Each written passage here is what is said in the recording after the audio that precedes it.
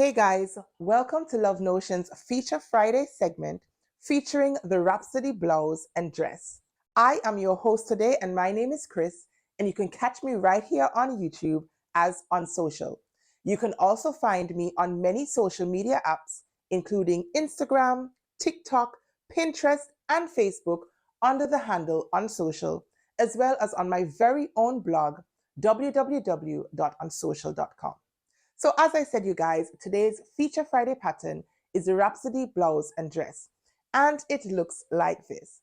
I opted to make up the version with the ties at the front and the short sleeves because it is roasting, I'm telling you, where I'm at. But I made up this Rhapsody blouse and I'll be sharing my full thoughts over on my very own YouTube channel today. So if you want to hear more details about the fabric and the view I made, as well as how I found the pattern generally, then be sure to head on over to my channel, but watch this video first.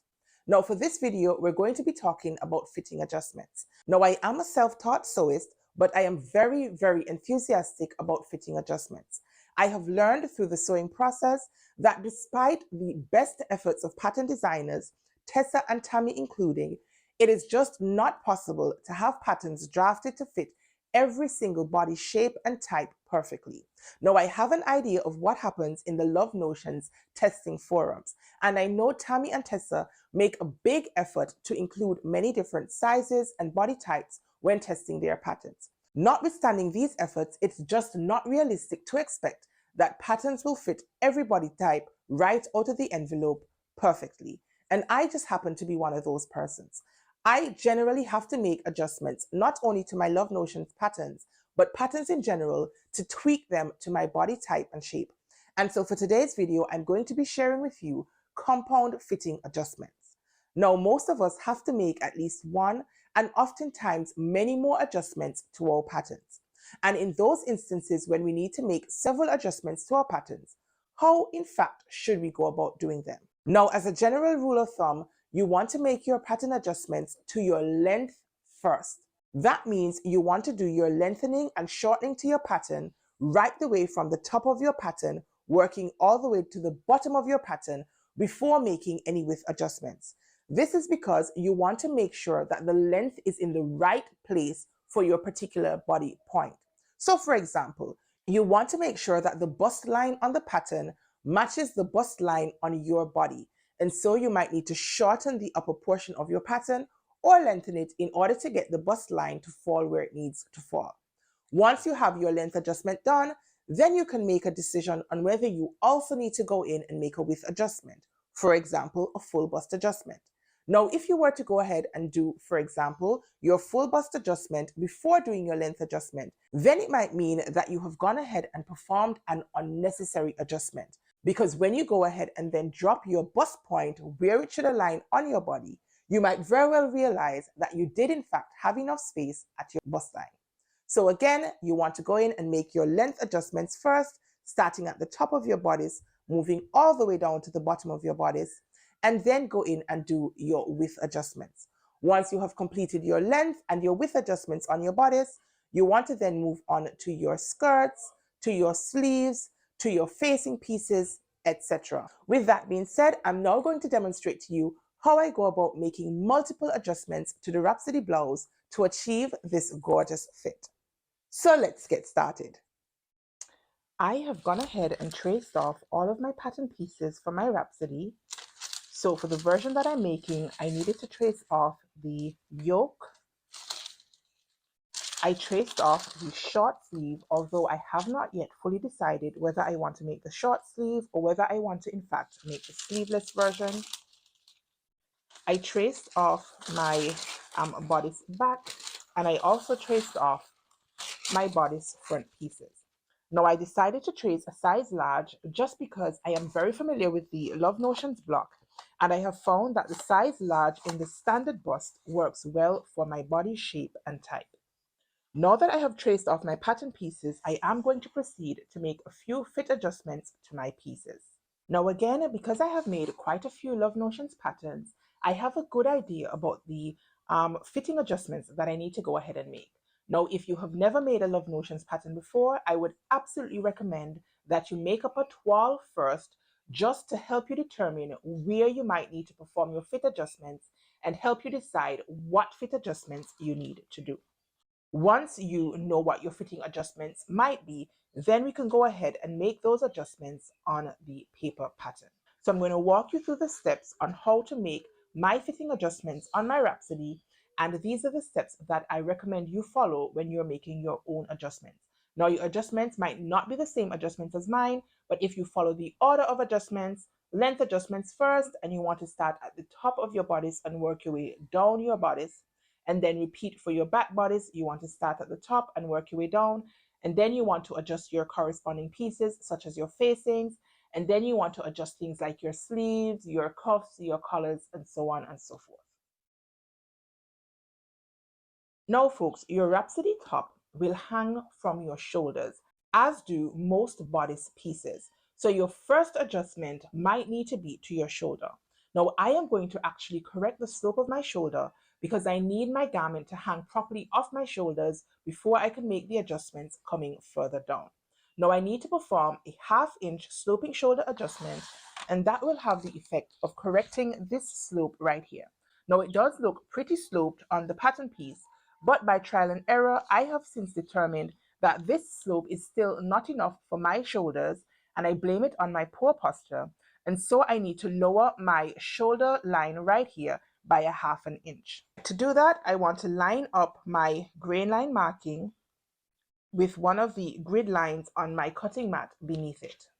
I'm just going to use my pattern weights to hold it in place. Then I want to create a box around my arm side. So I'm going to draw down from my shoulder point right there. And then I want to draw a right angle across like so to my side seam. Now we are eventually going to cut out this portion of our arm side. Now I know I need to shift it down a 1/2 inch. So what I'm going to do is I'm going to mark a 1/2 inch underneath my arm side. So this is my arm side, this is my original line, and this is my new line where I want my arm side to shift down by a 1/2 inch. I'm just going to mark in a grain line just like this so that when I cut out and move this piece and shift it down, I know that the arm side piece will line back up with my marking right here. So once that has been done, I'm going to go ahead and cut it out like so. All right, so I have completely detached my armhole piece. What I'm going to do now is that I'm going to overlap this arm side piece with that guideline marking that I made right there, making sure that the grain line marking that I put in lines up, and then I'm going to tape it into place, just like so. Now you will notice that there is a pretty big jog in my shoulder line. So in order to correct that, I'm going to true up my shoulder seam by drawing from the original shoulder point at the neckline right the way down to the tip of my armhole, just like so. So this is now my new shoulder line. I'm eventually going to cut around my entire pattern piece, but once I have my shoulder in the correct position, then I can continue with my next adjustment. All right, so this correcting of the shoulder line is one of those pattern adjustments that you will also need to go ahead and perform on your back piece. Now, in this particular case, the back piece is actually the back yoke piece. So I'm going to go ahead and make the adjustment to my back yoke shoulder piece as well as on the back main piece.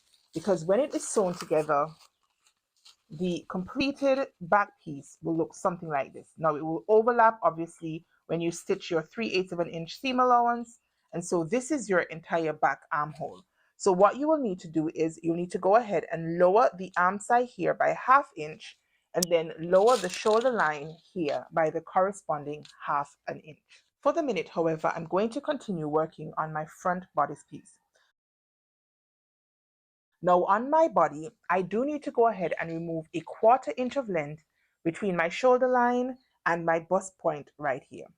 In order to do that, I'm going to draw a horizontal line through my arm side right the way over to my center front piece, like so. This line, you do not want to draw it through your neckline. If you do this adjustment through your neckline, it will have the effect of reducing the circumference of your neckline, and you absolutely don't want that. So I've drawn in my first line, and I'm going to measure up now 1/4 inch from my first line, just like so. Now, as a side note, when you're making fitting adjustments, it's really handy to have a ruler such as this that had grid line markings on it. Now, I got mine from Amazon, and I do have it in my Amazon store, so I'll leave the link in just in case you guys want to go and pick up a gridded ruler. You can use the link for my Amazon store. It's very, very helpful in getting your lines marked in quite straight and makes your fitting adjustments, in my opinion, a lot easier. So now that I have drawn in the 1/4 inch guidelines, I want to go ahead again and just make a little marking like this, which is going to be my little green line. I can now cut across my pattern piece. Again, we're going to separate the entire top portion of our bodice from the bottom portion of our bodice, like so. All right, and since this is a reduction in length, we're going to overlap the top of our bodice piece with the bottom of your bodice piece. Now, in case you need to perform the opposite adjustment and you need to add length, then you will separate your bodice pieces and then you will put paper behind of it so that you can fill in the area that you have separated to expand the length of your garment. All right, so I'm just going to tape it into place like so. And this adjustment I have found has resulted in my bodice pattern piece sitting nicely where it's meant to be.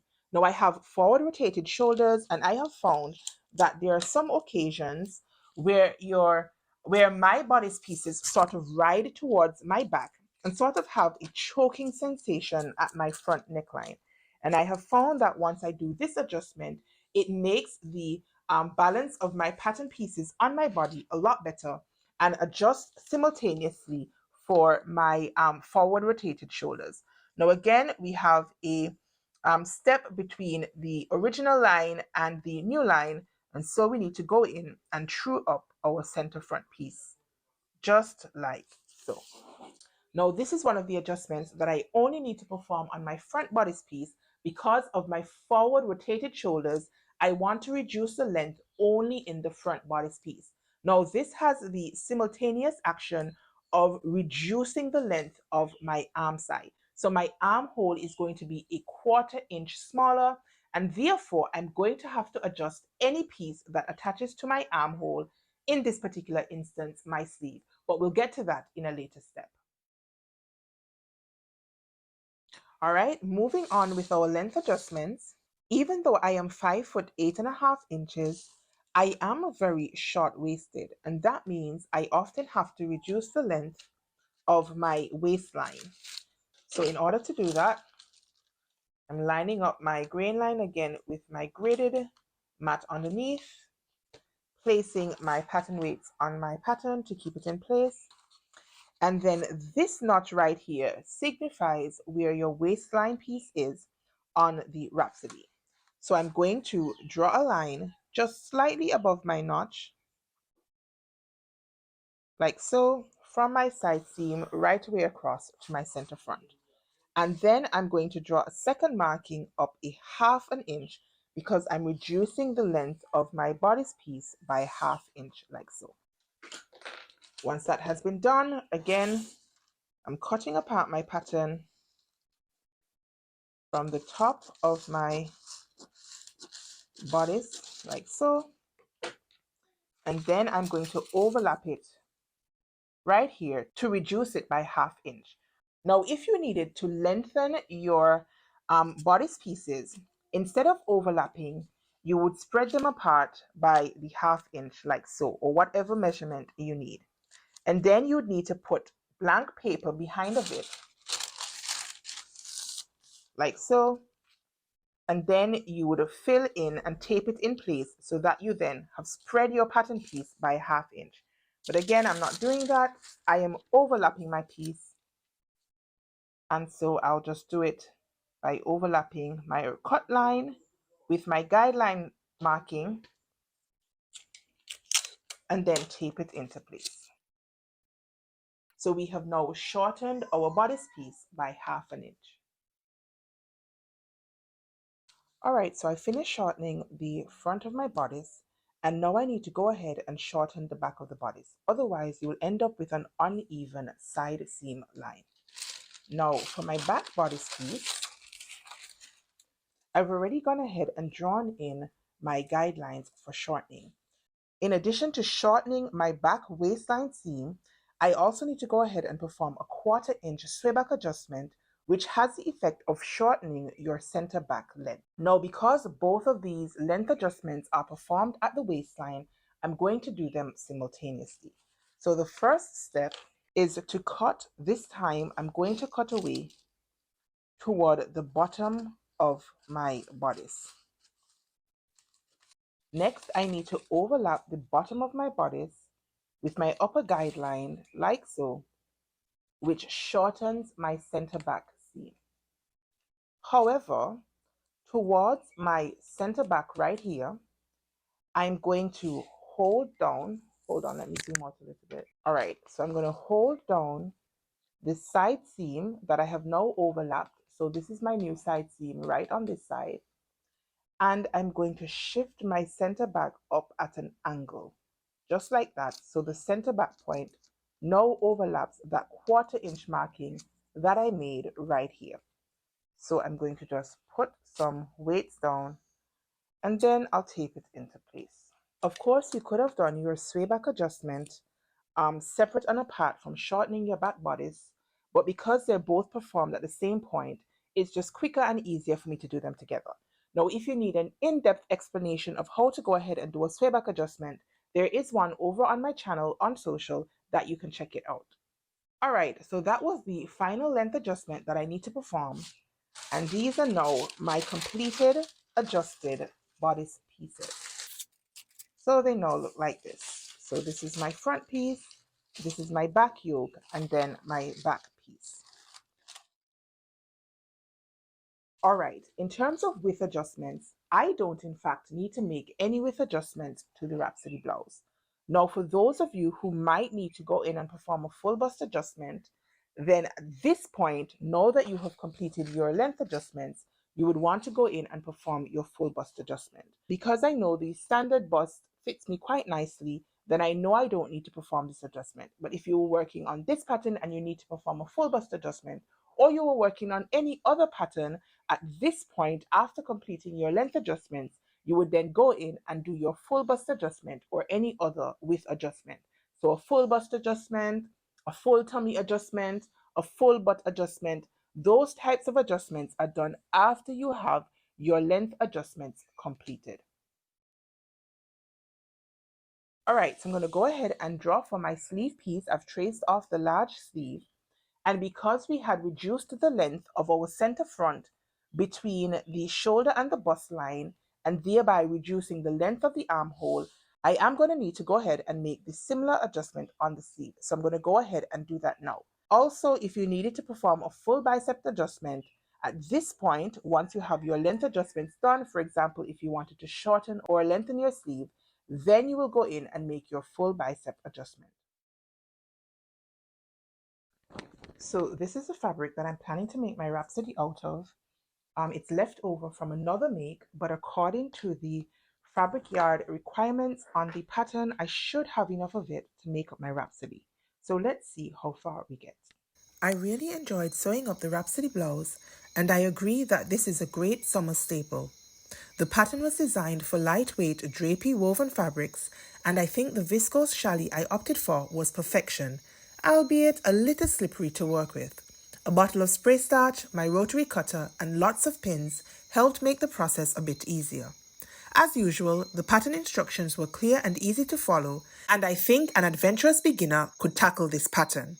The most challenging bits, I think, are attaching the bias binding and setting in the sleeves, but just take your time. All right, you guys, there you have it. That is how I went about making the adjustments to my Rhapsody blouse. I'm hoping that you found this tutorial very helpful for you. And if you have any questions, please leave them down below in the comment section, and I'll be sure to go ahead and give the answers my best shot. Now, if you want more information about my make, again, be sure to head on over to my very own YouTube channel on social so you can get all the tea on my Rhapsody blouse. Thank you guys so much for tuning in to Love Notions channel today. It was super exciting and a privilege for me to be here to share my little bit of knowledge with you guys. And I hope you will keep returning week after week after week so that you can see what the other Love Notion ambassadors are coming up with. If you enjoyed this video, be sure to go ahead and give it a thumbs up. And if you have made it this far and you are not subscribed to the Love Notions channel, then be sure to hit that subscribe button and turn your notification bell on. Subscriptions cost you absolutely nothing, you guys, but it guarantees you a spot right here with us in the Love Notions sewing family. So that's all I have for you this time. And until next time, stay calm, stay cool, stay safe, and keep on sewing Love Notions patterns. Peace.